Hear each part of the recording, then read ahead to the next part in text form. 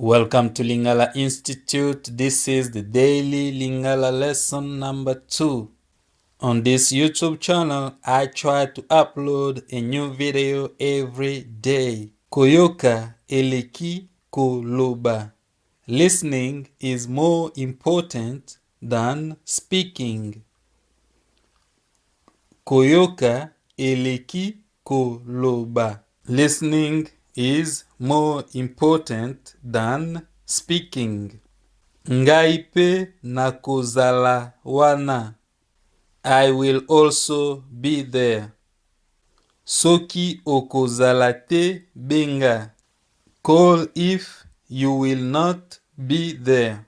Qui est derrière toi? Who is supporting you? Mikolo oyo. These days. Mikolo oyo these days. Mikolo oyo bazo benga nga Quadra Koraman. They are calling me Quadra Koraman these days. Nga na bombaka te. I don't hide. Nga na bombaka te. I don't hide. Kende kobenga ye. Go call him. Kende kozwa yango. Go get it. Kende kozwa yango. Go get it. Zela nga nazo.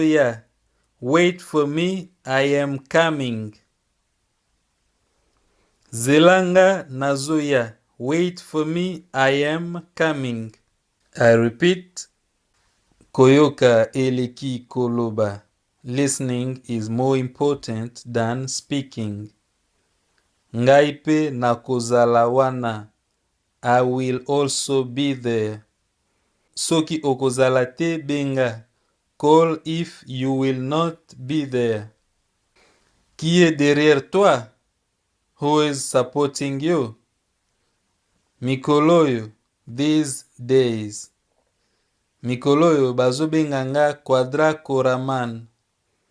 They are calling me Quadra Koraman these days. Nga na bombaka te. I don't hide. Kende kobenga ye. Go call him. Kende kozwa yango. Go get it. Zelanga nazo. Wait for me, I am coming. Thank you so much for watching. If you are not a subscriber, please subscribe.